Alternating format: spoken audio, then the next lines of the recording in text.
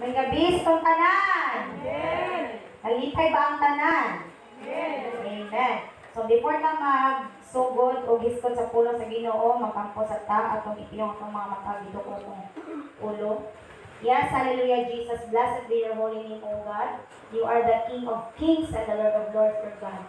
We praise your name, we glorify and lift up your name on high. Salamat, Ginoo, sa takna, Lord God, nga kagabion, Lord God, ngayon maghihatag ka na mo, Lord God.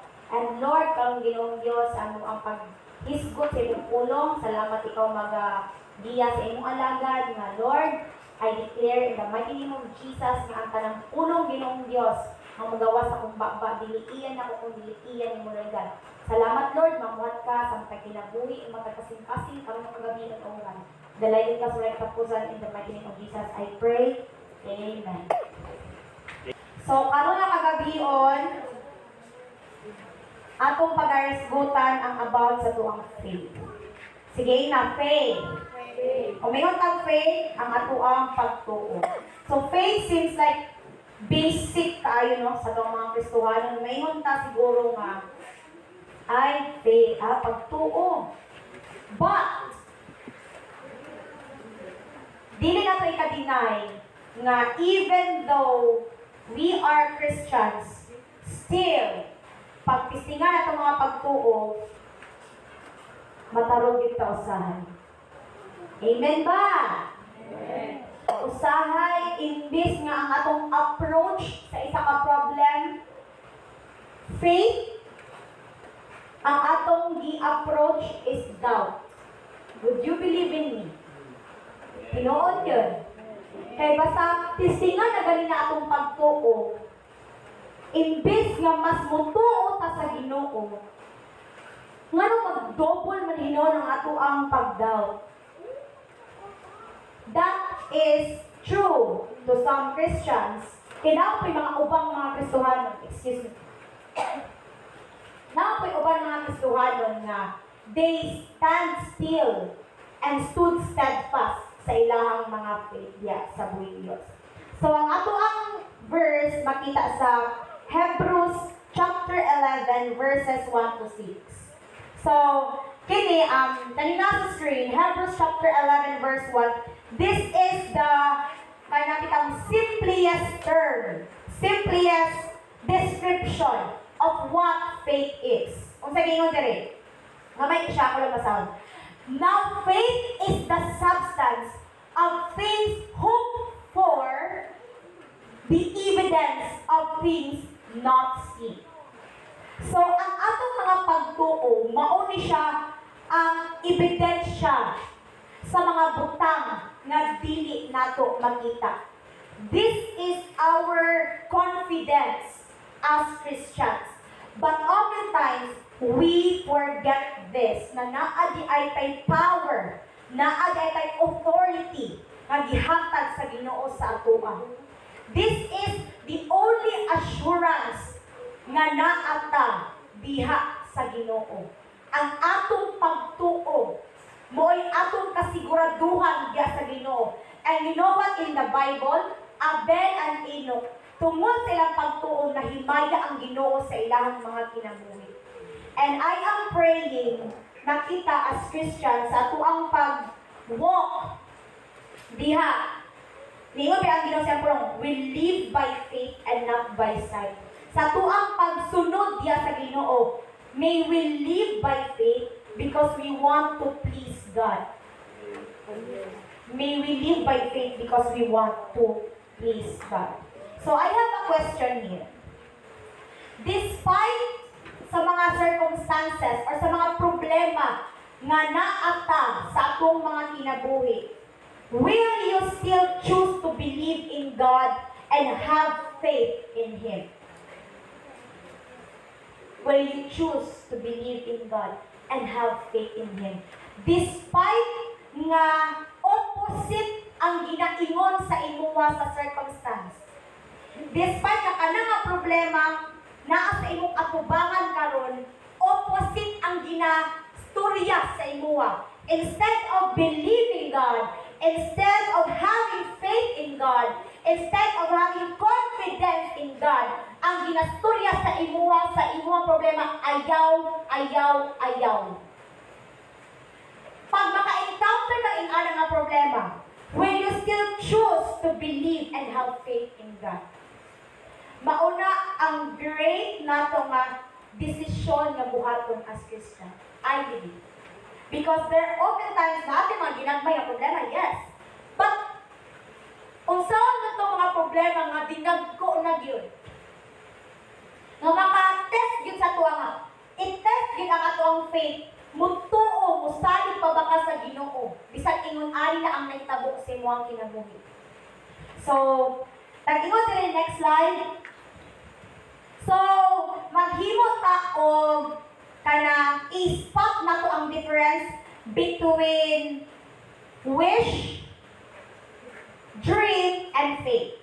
Kung wish ka kay Genie, o nai-consider, I wish I was beautiful. So, unta, gwapa po unta ko.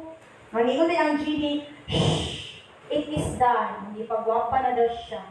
Mo na ang wish. Pero sa itong birthday, o sa yung birthday wish na ko, good health, o unta. Para sa akin natin sa slide, I wish I was beautiful. Unta, gwapa po unta ko. Next slide. Mayroon tayong dream. Do you dream of becoming an entrepreneur? Gusto ba ka mahimong negosyante? Or sa imuha, kung saan imong dream sa imong kinabuhi? I dream kanang akong pangandoy sa akong kinabuhi kay mahimo kong madapto ko. Ay, pangandoy na ko na mahimo kong pulinis. Mahimo kong firewoman. Sa iyong anak. Pero, kung mayroon tag faith, our faith, Matthew 17:20, our faith can move mountains. So, kung mayroon tag-wish, gina-wish na nato, basic lang kayo, wish na ko kay kani ana-ana. Dream. Ang dream na ko kay gusto kong mahimong ani. Pero kung mayroon tag-faith, our faith can move mountains. Sure jud ka. Kana, sige daw, Bek. Kana daw bundok niya sa lumba, ibalhin daw na ito sa dagat sa lansang. Pinaagi siya mong faith. Pwede ba? Panangatawa mo, kay tanaw ninyo imposible. Mauna ang faith, misulod ang faith. Our faith, unsa tiging sa Hebrews, our faith is the evidence of things hoped for. Our faith, mauna siya akong ginagamit. Faith comes in sa mga bagay nga diin imposible sa mata sa tao. Tinuod ba ni? Giingon ba sa Bible? Wala.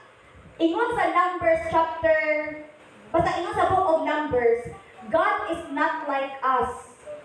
Dili makapamutbut ang Ginoo. So kung ingon ang Ginoo arbit ng mountains, ang Ginoo pinagingon ana, tungod kay ingon sa Timothy na every word, every page sa Bible is God breathed. Buta sabot ang Ginoo ang nagsulti ana. Kung ingon ang Ginoo arbit ng mountains, dili jud abaka. Kaya ang Ginoo man, dili man, God cannot lie. Dili jud baka ako ng Ginoo. Pero pag ingon na kung pabalhinan ninyo ang bukid sa lumpia padung sa lansa, natawa mo because imposible po na oy, di ba na mahitabo. Pero muna ginon sa tuwa sa Ginoo. That is the very concept na gitudlo sa tuwa sa Ginoo. Tungod sa atong pagtuo, kaya kaayo mahitabo ang mga dagkong imposibleng butang sa tuwang kinabuhi. Mauna ang ato ang faith. Next slide. So what is faith? Faith, it is believing in God, trusting God. Simple lang ayo. Ang pagtuo sa Ginoo, pagsalig sa Ginoo. Pero usahay, why is it so hard for us to believe in God? Why is it so hard for us to trust in God? Pag bitaw, testingan natong pagtuo, lisod na dayon ko ayaw mo tuo sa Ginoo. Murag, magduwa-duwa na ta. Wala na sulod ang panudlanan. Hala, mapas mo na ta. Hala, kanang upuan na. Murag sa to sa ripat woman ba? Diba? Giingan siya dayon ni Elijah. Malaki ko dira. Gamay na lang man niya kuha para na lang ginis mo ko. Kung hindi na makakaroon, magukong jud mi. O diba? Doubt ang iyang pag-approach. Pero sa dihang ni-obey siya, sa giingon ni Elijah, increase po og tama ang iyang bars. So next slide. So there are four pictures of faith that God designed. So ang atong goal karon nga kagabion is to see the real faith, the real image of faith. Kung may tag real faith, take note, real faith. Naadi faith nga piki? No? Kailangan may real faith. So naadi faith nga piki. Kada mapa-faith lang ta. Paaskin mga nituon ta, pero piki di ay. So ang real faith is that naan siya firm foundation. Kung mayroon tag real faith, mauna siya ang pagtuo nga nakagamot o pagtuo na nga dili ma-approve. Bisan lang sa mga bagyo sa kinabuhi, di yun na siya matanggal. Sama lang ko na ng naa sa kahoy sa mga palibot. Kung ang kahoy, katong ingon ni Pastor itong mga niagi pa yung Sunday, kung ang kahoy nakagamot gid og tama diya sa good soil, kung ang iyang ay naka-grow og tama diya sa good soil, ang iyang roots nakagamot gyud og tama diya sa yuta, bisan pag unsahon nimo na di gyud na nimo dali-dali og approve. So, this is the faith. Karon tan-aw to ang four pictures of real faith nga gi-design sa Ginoo. Number 1, kato. Faith gives solidity to unseen realities. Unsa man ang solidity? Kung mayon tag solid nga butang kanas ani. Solid man ni. Hard. Ug pasabot firm. Ug pasabot true. Tinuod. Ang atong pagtuo naghatag og trueness sa mga butang nga dili makita, unseen realities. Next slide. And Hebrews chapter 11 verse 1. Balik ko na ko in Bisaya lang. Ang kahulugan sa pagtuo mao nga may kasiguruhan kita sa mga butang nga atong gilauban nga dili makita. Kung there's something in you today or tonight na feeling nimo it is too big for you to carry, faith it. Faith it until you get it. Kaya, klaro ka ang sa Hebrews 11 verse 1. God is always clear gid sa iyang mga pulong. God is a strict God. Stricto man atong Ginoo mga igsoon. Iyaha gid tang muna iyang mga pulong ba murag sword nga hait. Upak sakit gyud pagmukuan. Pero ang Ginoo permiti nagahatag sa tuwa og klaro. Walay pag liko-liko. Straight to the point. Straight, kung sino tawag na ha? Straightforward ang atong Ginoo. Nag-ingon siya nga, ang pagtuo, mao gyud ni ang atuang kasiguraduhan, assurance. Diya sa Ginoo nagi tay assurance sa mga unseen realities nga naata. Mao na nga, dili ta magduwa-duwa og tuo diya sa Ginoo. Tungod kay ang Ginoo gyud sa akong giingon pa, naagi tay kasiguraduhan diha kanunay sa Ginoo. Faith is believing on the things that is impossible in the sight of man. So, nag-ingon po diri, for example, nakay gina-desire sa imong kising-kasing. You really want that thing. Lord, gusto dyan ko ani, Lord God, gusto dyan ko ani, Lord, gusto dyan ko ani, Lord. But what if, dili na mo ang desire sa inyo sa Ginoo? By this time, kung mugamit tag language of faith, mayon gyud ta nga, Lord, gusto na ko ini nga butang. But if it is not your desire for me, okay ra. Kay kabalo ko nga na kay mas dako o mas maayong desire para sa kuha. Tungod kay ang purpose nato nga mga tao is that muli lang gyud ka according to unsay gusto sa tuwa sa Ginoo. Basic ra gyud kayo na balo nga mao gyud na akong realization for the whole month of November. November 30 naman tayo. So mao gyud na nga it is baka na itong surrender nato ang atong life diha sa kamot sa Ginoo. Nakabaluta nga diha sa Ginoo naagid kay assurance sa iya. Next slide. So, kani mag-spot the difference sa punta between wish, dream, of faith. So, naay isa ka objective or isa ka main idea, main point. Ang main point diri is gusto nimo nga mabago imong balay. So, unsa ang perspective kung i-wish nimo? Wish nako mausab among balay. Gibungag lang nimo, di ba? Wish nako nga mausab ang balay. So, kung mayon ka gi-wish nimo, syempre naglaom pa nga may tabo, but walay assurance nga may tabo. Kay gi-wish naman nimo. Wala ka sure kung may tabo. Kung mayon ka gipangandoy nimo, gusto ko mausab ang among balay. So, this time, naa kay urge sa imong sarili nga, gusto dyan ako dyan ang kuhakon.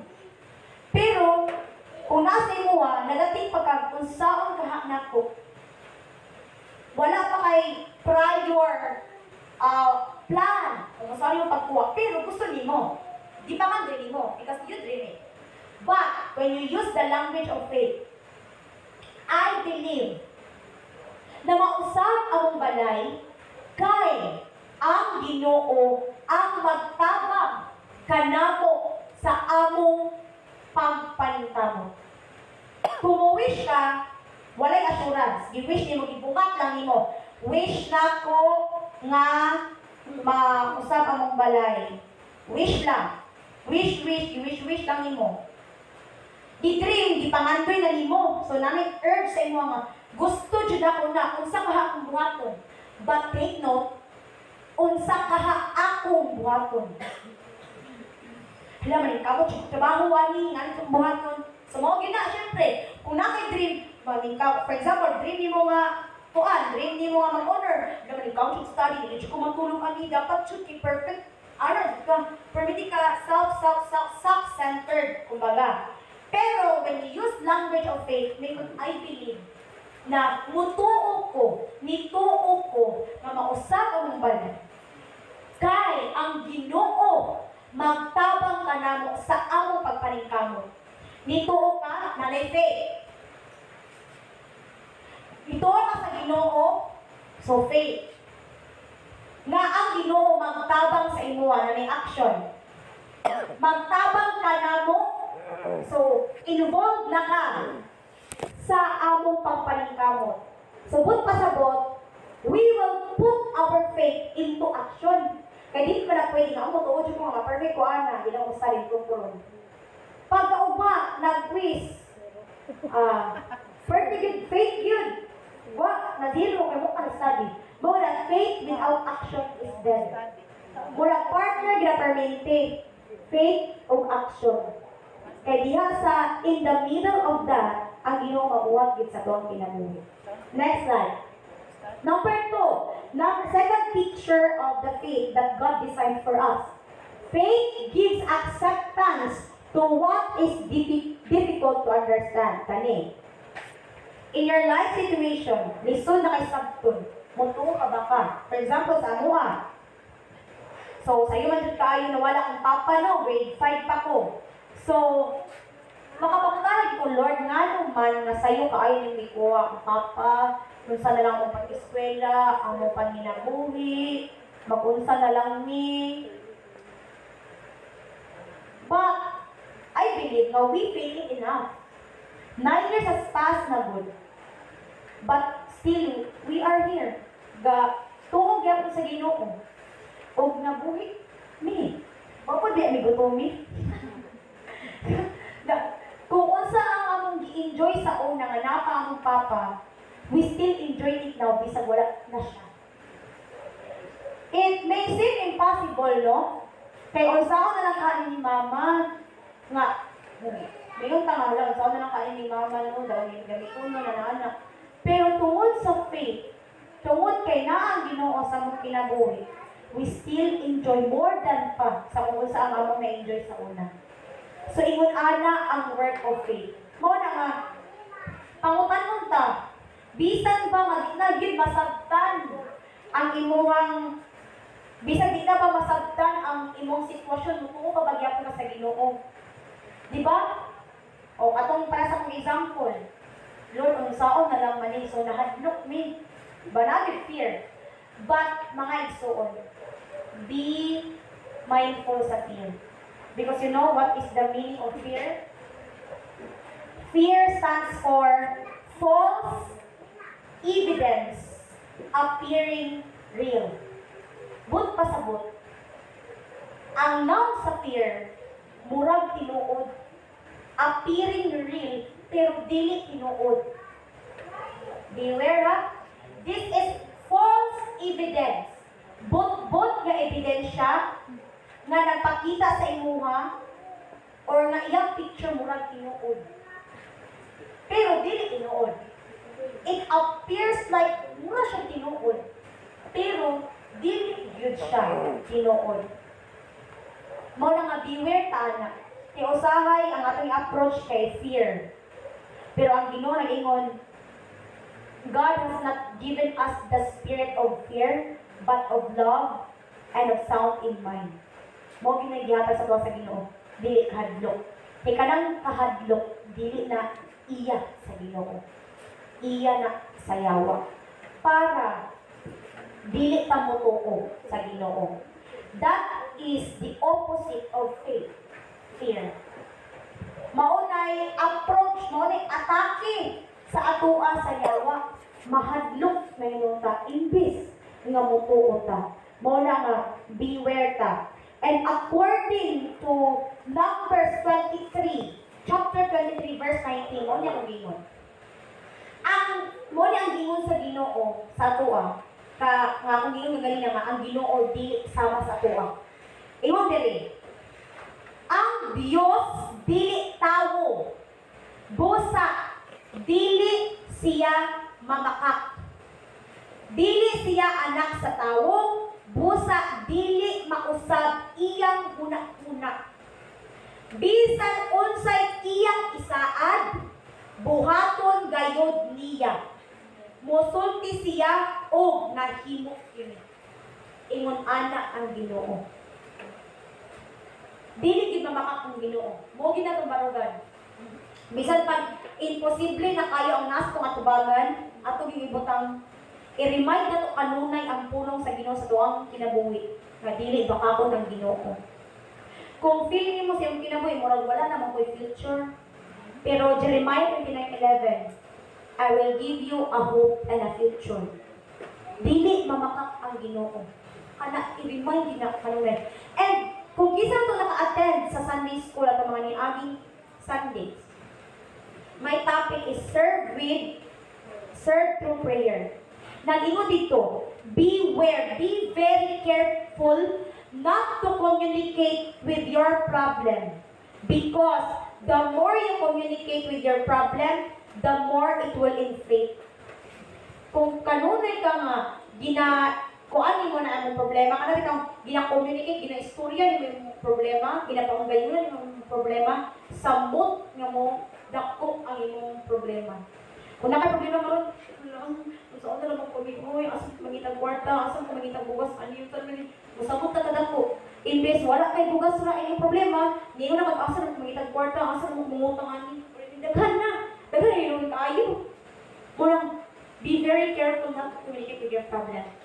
Gusto rin pag-atake mga problema, iampo, iduol sa Ginoo. Yung anaon na itong pag-atake ng problema. Next slide. So in Hebrews chapter 11 verse 3, pinaagi sa pagtuon na sabta nato nga ang kalibutan gibuhat pinaagi sa pulong sa Dios ug ang makita gihimo gikan sa mga butang nga dili makita. Kay so kung atong tanawon sa creation sa Ginoo, naabot na lang og day 6, wala pa naging mga Ginoong tao. Asa man niya ay naghimo na day 6. Day 7, wala na ang Ginoo. So after gihimo na niya ang tanan, na kompleto na ang tanan, ay ha kanya gihimo ang tao. So makapangutan ka, 15 na ka-witness ako. O, di ba? Wala, yun. So mao na nga, tungkol sa atong pagtuo, we accept that these things na atong nakita is real. Tungkol sa atong pagtuo. Nituo ta nga these are all God's creation. Mao na nga, because of our work of faith. Sige, next slide. Okay, the third image. Faith gives a testimony to those who obey. Kanilindot ni. This is the complement of faith and obedience. Nga po kayo, no? Kung natin pagtuo, ang Ginoo maghatag sa itong testimony. Kita nga mga tao, kung gamiton ginako na atong faith, ang kumpiyansa nga gihatag sa Ginoo sa tuwa, ang Ginoo gihimon gid kaniyang blessing sa uban. For example, wala kay bugas karon. Ang imong gihimo, nag-intercede ka sa imong sudlanan, imong gilingan, so mituod jud ka sudlan sa Ginoo. Pag human yung pag-ampo, nanitok-tok sa inyo ha. Brad, na ako ihatag. Giyatago na tadag isa ka sa akong bugas. By that time, na ay gani, na prayer meeting, so na testimony, ni-testify ka. Ngayon, anang hitag mo sa kuwato ni aging week, wala na yung bugas, pero pag human ako ampo, grabe ang response sa Ginoo gayon-gayon. Karon ang imong katapan, mo na po naka-experience o parehas sa imuha. Wala siya bugas, nahutapod. Pero kay nakadungog siya sa imong testimony, iyang sundugon ang imuhang gibuhat. Mao na, kung mo-obey ka sa Ginoo, mahimo kitang blessing sa uban. Mahimo kitang bringer of hope and a vessel. Gamiton kita sa Ginoo para mahimo tang carrier sa iyang blessings sa ubang mga tao. Mao na nga nag-ingon diri God said of Abel, he was righteous. Enoch went home early because he pleased God. God's positive evaluation of each life was based on one factor, faith. They believed God, and that belief led them to a life of obedience. Grabe ka gwapo din. Sa tuwang tanan, i-evaluate ka sa Ginoo sa pang mga pagtuo sa iyahan. Ang Ginoo na please kang Abel sa iyahang offering. Maong kanang na please ang Ginoo kang Abel tungod sa iyang pagtuo. Kay si Abel, dili man siya mo-offer og atong mga tambok, atong sheep nga mao siya labing mas maayo diha sa iyang makuan kung wala siya ito sa Ginoo. Si Enoch, wala siya ilaing gibuhat na siya sa asa na iyang kuan. Kalimot ko. O, tingog na. Time is up na daw. Si Enoch, wala siya ilaing gibuhat kundi gusto lang niya nga mahimaya ang Ginoo sa iyang kinabuhi. Grabe ang pagtuo. Gusto lang niya mahimaya ang siya kinabuhi. So, kung may nga gusto lang mahimaya ang Ginoo sa kinabuhi, buhaton nila ng si gusto sa Ginoo sa tuwa. Si Enoch, ngayon nila, wala siya ni Agi o physical na kamatay. Ikuha siya sa Ginoo. Oh, girapture siya dahil sa Ginoo. Si Abel o si Enoch, i-evaluate sila sa Ginoo tungkol sa ilang mga pagtuo. They believe in God, and that belief led them to a life of obedience. Subot pa sabot. Kung dili ka obedient sa Ginoo, wala kay pagtuo sa Ginoo. Kaya ang faith of obedience, kay partner ka na. Mo kita kung ngayon kanina, na ay piki ng faith. Kaya kung yung faith sa Ginoo, real, nakagamot din na, mo-obey ka sa Ginoo. Kaya ang yun diri dituo sila sa Ginoo, ug tungod sa ilang pagtuo, nag-lead na sa obedience sa Ginoo.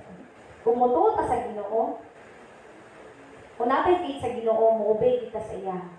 Bisan pa o kanabitaw, sukwahi sa imong gusto. Ana. Pero ingon ang Deuteronomy, maundamo na daw nato na ingon ana na mga binuhatan. Undamo na nato ng attitude nato, character nato nga magtuman ka sa tong gusto. Deuteronomy chapter 14, kung wala kang mali. Namang i-permitted sa akong higaanan, sa puluhan. Kaya para malimad yung permitted, ayun yung pagtuman sa imong gusto. Mo na nga, grabe, lindot kayo din ang pulong sa Ginoo. Mo na nga, this is the work of faith. And last, ano pa? Last na ito, last. Fourth, faith gives approval from the God who promises. Kung grabe ka nindot mo, kung naatay faith sa Ginoo, i-approve na tayo yun. Approve. Approve ang inyong saan. Approve. Imo na rin. Ang ticket, ang cheque, imo na tayo yung cheque. Kung natin pagtuo sa Ginoo, faith, o sa ito, faith is the substance God most seeks in His people. Kabalo mo mga igsoon, simple rin kaayo ang gihatag sa to, ang gipangayos ko sa Ginoo. Mo believe ka sa iya. Kaya sa diha, the moment man God nga natay faith sa Ginoo, mo falls na, mo kuan tanan, mo sulod na tanan. Na kay faith sa Ginoo, mo obey na ka sa Ginoo, mo submit ka sa Ginoo, dili na ka magtuman sa imong gusto kay na kay faith sa Ginoo. Ting-ana ang cycle. Faith. Kung event diagram na to, ang tungak sa Venn diagram, faith. Ang imong obedience sa Ginoo, imong pagtuman sa Ginoo is because of your faith. Nag-ingon diri, there was only one thing that God demanded us, and it is faith. Tuo lang yun ka sa Ginoo.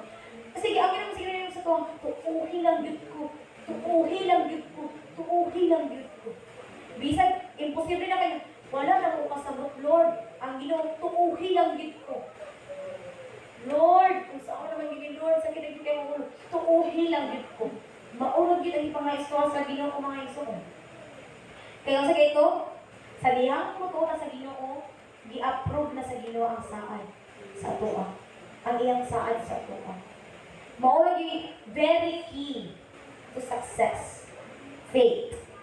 So, His pleasure or displeasure was tied to the amount and depth of the faith His people expressed. So, next slide. So, unlike us, God has never lied. Ang Ginoo dili makakon. I-remind yun ang sarili na to, kanan. Apil ko. I-remind yun na to, nga dili yun makakon ang Ginoo. It is impossible for Him to lie. Imposible kayo nga makapamukbot ang Ginoo.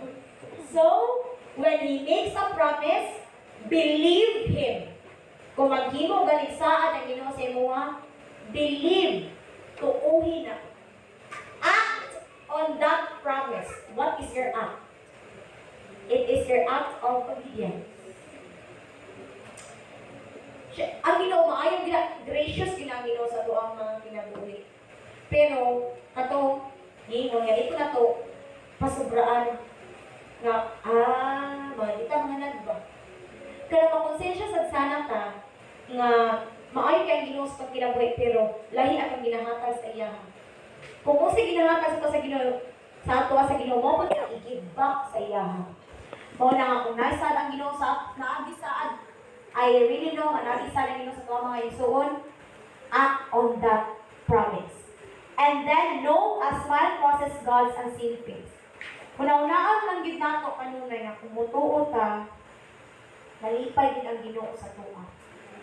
Kay sama kang Enoch ug kang Abel, nahimaya ang Ginoo sa ilang mga kinabuhi. Girapture sila dito sa Ginoo, wala na sila pa kuan. Wala na sila padanas pa og physical death. Wala na sila pa, kumbaga wala na sila pa suffer diri sa iyo. So mao lang gyud ni ako ang last nga ikaingon, fake it until you get it. Because God will privilege us to see the results of our faith, but God cannot lie. We can safely put our confidence in Him. So permintig yun ang atong confidence kanang safe diya sa Ginoo. O kung ito ang gingon, kung mutuo ta, gi-approve na sa Ginoo ang iyang saad, o ang Ginoo maghatag sa atong pribilehiyo nga makita nato ang atong mga results sa atong pagtuo diha sa iya. So kana lang ang pulong sa Ginoo manindog ta ug atong i-sanctify ang pulong sa Ginoo. Yes, hallelujah, Jesus, blessed be your holy name, O God. Salamat kayo, Lord, sa imong pulong. Thank you for reminding us nga, Lord, we shall faith it because you are the God na maghatag sa amuha o mga privilege na makita ang resulta sa among mga pagtuo. Kung naa may mga impossibilities to God sa among mga kinabuhi karon, I pray nga mas mulambok o mas mutaas pa ang faith sa imo, Lord. Tungod kay ang imong saan, when we faith it, faith gives us the approval of God's promises. Salamat sa inyong mga saan sa mga kinabuhi ninyo. And thank you, Lord. I declare in the name of Jesus, with authority and power you have given us in Jesus' name. Salamat na mutubo yung media sa pagtuo, God. O karon, Lord God, sa mga pag-ampo, akong tuuhan na mahitabo kinita na, Lord God, according to your will and promise. Salamat na Ginoo sa tanan. All glory, praises, honor, and adoration only belongs to you. In the mighty name of Jesus, I pray. Amen. Atong palakpakan siya.